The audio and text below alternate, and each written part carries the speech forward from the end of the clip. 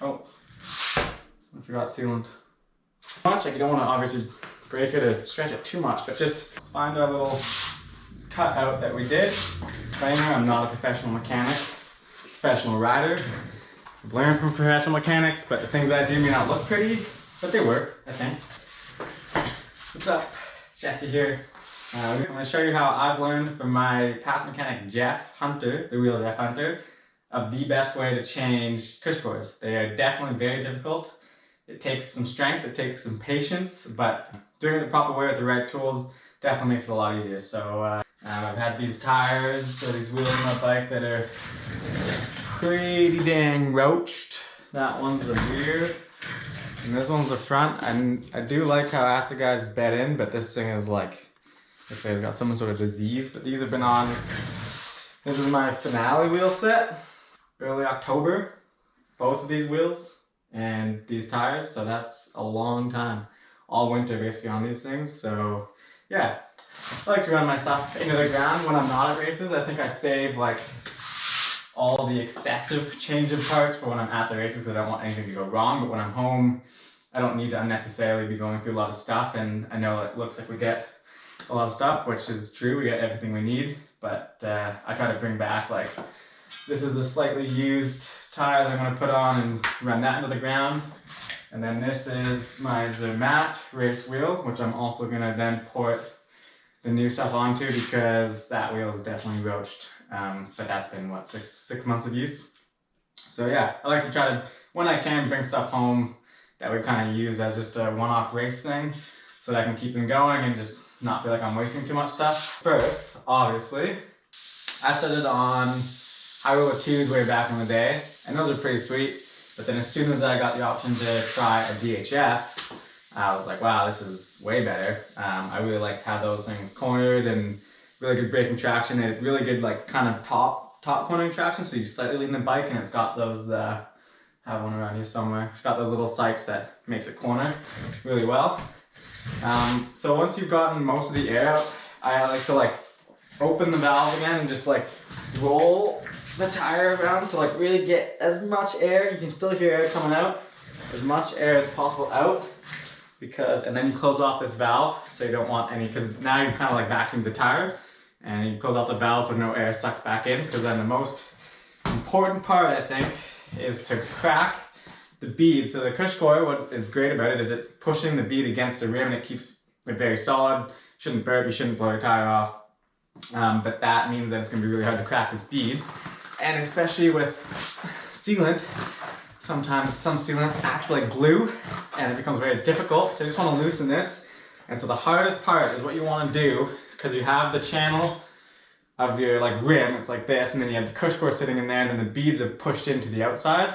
So you need to get that bead underneath the Cushcore into the rim bed, and that is the most difficult part. So I can feel like I'm lifting up the Cushcore, and you need to kind of lift with the main part of your hand and then push in with your fingers.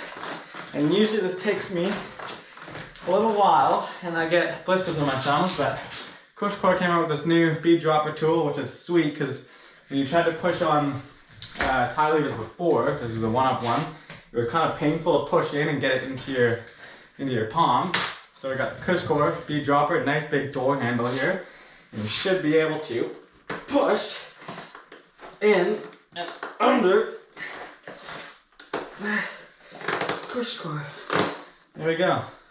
So now you can just see, hopefully, that the bead is just starting to go. I can see the rim tape, so this part of the bead's cracked under the Cushcore. So then, as you know with tires, you need to put the bead in the center of the channel all the way around so it's not stretching and it's easier to get off. So yeah, you can see you get the lever in, you can get it open. Also, like these levers, the Crank Brothers Speed Gear levers, they got the knuckle protection, which is sweet. It's like brass knuckles, but they should be able to put everything into it. What happens when you don't change your tires for 6 months is the sealant pretty much, it's still pretty wet in there, but it just starts gluing in there, which sucks, and I hate dealing with that. But now, gotta get a little bit dirty here. To get the Cushcore out, I usually just go up and in and get on the outer edge of the Cushcore. I'll tell you what, I'm looking forward to having fresh tires. Don't actually like to run tires this long because, you know, some people might say that it teaches you to be better with good tires, but I actually find you get used to the traction that you get from your knobs. So if you're running worn out tires, I'm not going to be able to brake as well, I'm not going to be able to corner as well, so I'm going to kind of start to ride like that and know like, oh, I can't go that fast in that corner and make it around it. And that's not good. You don't ever want to be thinking that. So kind of always riding new tires means that you always have really good traction, braking control, and confidence basically, because you're like, oh yeah, my tires are digging in really well. I know that I can brake enough for that corner and then rail that corner. So it's not always the best thing. Remember years ago, Finn would say that he liked to ride with burned out tires so that when he gets fresh tires, he would feel a lot better, which is true. Like, you would feel a lot better on fresh tires, but it would take you a day or two to get used to those tires again, and I don't know, it's a day or two wasted of doing something else. But that's good, because that means that I can reuse that sealant, because I'm sure it still works. Maybe not perfectly, but you know what, it'll seal a tire. The other thing that you don't always have to do, but you get in the habit of, is you always start across from the valve stem, because the valve stem, what it's doing is it's inside that channel, so it's actually, the bead will be sitting on top of that valve bit and it won't be as far in, so the bead will be stretching a little bit more than normal. And take the lever and push it over. Try not to do it too crazily so that you don't splash the liquid down there. And I'm gonna hopefully get a spare rim that I brought back and rebuild it, which is back there. So we'll try to get this one delivered. A quick little move, because otherwise, like, we cut holes into the top side of the Cushcores, which is maybe done on this one, or maybe hasn't been done. Hasn't been done. I should have another Cushcore somewhere. Alright, so that's gonna give you like a little bit of a recess for the top of the valve stem to sit in. Valves obviously like have this big thing that goes over so that the air is going out to the side and it's not getting suctioned on the Cushcore. But what we did is we shaved off the top of it, and then there's still a channel there so that the Cushcore will sit on that, but there'll be a little bit of a channel that the air can kind of come out, and then you can kind of, you can deal with the air pressure and such.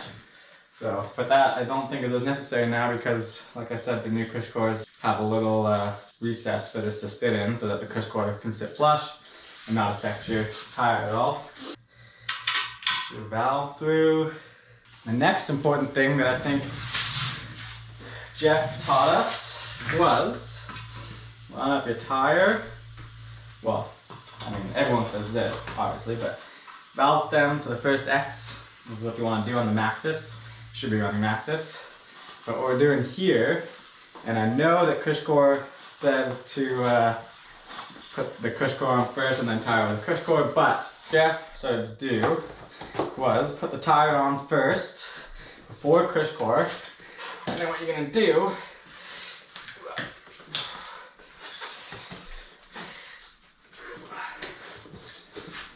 like that.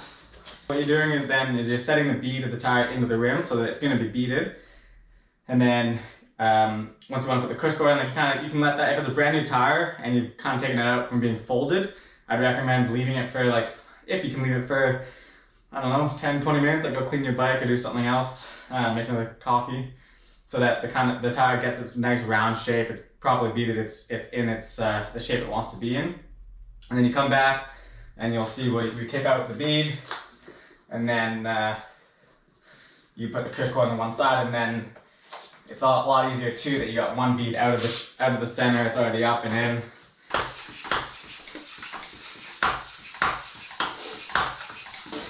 Crank Brothers air shock pump. And you got this canister you can pump, and then gives it that shot of air. And then here it, pop in. Boom, boom, boom. Make sure you put it on the right way, which I did, thankfully. So we just depress the air out, and we're gonna pop just one side of the bead so that we can take the bead off. One side's still set. You'll see easier to push the Cushcore in, and then easier to work that one bead around with the Cushcore. It's a little bit of an extra step and a little bit of an extra time, but I think it saves you in the long run. So pop one side of the bead all the way into the center channel, all the way around. You want this side to be right in the middle of the rim bed so that it has got the most slack on it. And then you can just pop this off.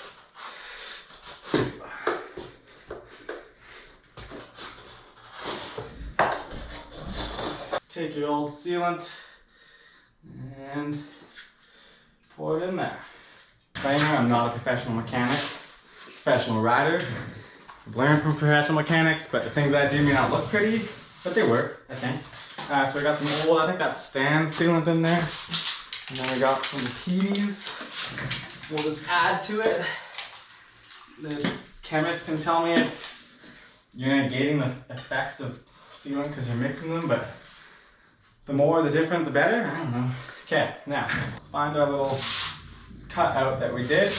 And line up this cutout with the valve stem. So that goes right in, so it should sit in. And then start just pushing this in a little bit. Get it around. This one, of course, anyone who's done Cushcore will know this one already looks bagged out because it pretty much goes around the wheel. But anyone who's bought fresh Cushcore knows that it's very tight, which is good because that means that's what the Cushcore is meant to do. It's supposed to keep that bead in around the tire. So if you got a new Cushcore, we usually just stepped on it and like pulled it up a little bit. Not too much, like you don't want to obviously break it or stretch it too much, but just do it a little bit before you put it on so that you get some more length out of that, and it should hopefully kind of return back to its original shape. So this one is going to be easier, I admit. And then you start pushing the Cushcore back and then the bead down and in. And then you kind of work a little bit this way.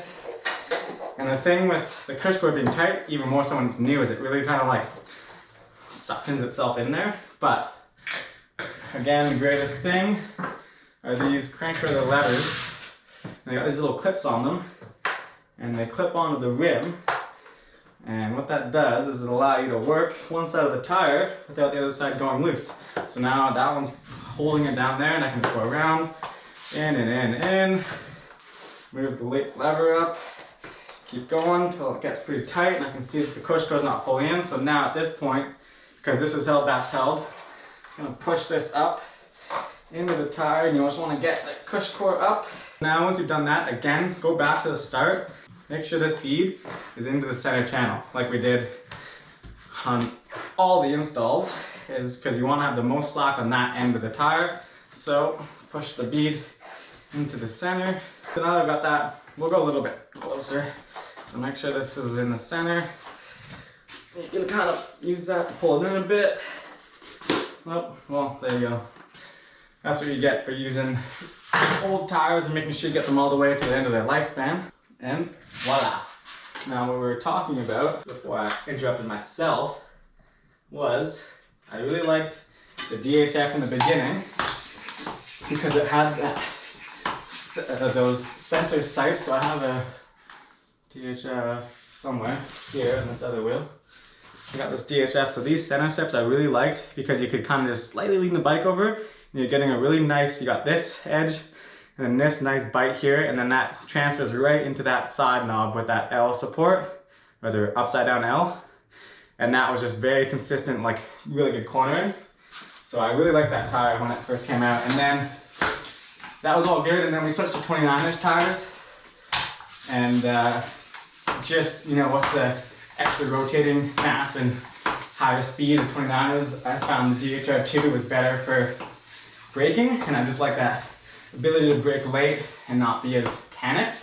So that was sweet. And then once the gas guy came out for the front, that thing just has so much traction, and it has traction in like tight, you know, nose pivot corners. It's got traction in long corners because it's similar to the DHF. That thing is just, obviously everyone's, you know, people say it's slow, but I would prefer traction over going slow. So, looks pretty good though. Make sure that you can see the even line around the tire to know that the bead is properly set.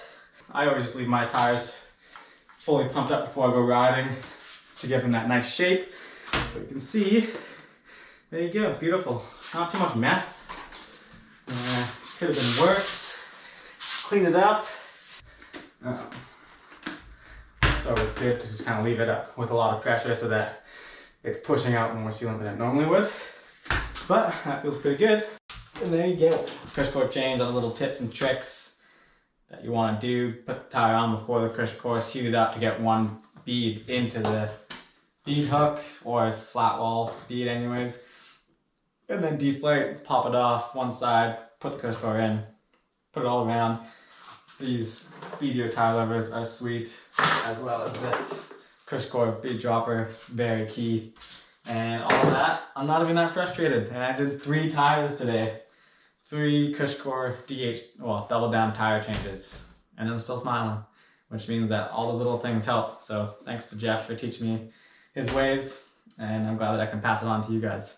So now, hopefully, you will be more inclined to purchase a Cushcore and made it with race face wheels and Maxxis tires, and you'll be having as much fun and smashing good times as me on the trails. So if you like this video, I guess you can like and subscribe, and there'll be more. We got there's a bike check that I did, and doing those trail breakdown videos, and then of course once racing starts, we'll be doing all of my course previews and things like that. So keep tuning in for mostly weekly content. Cheers.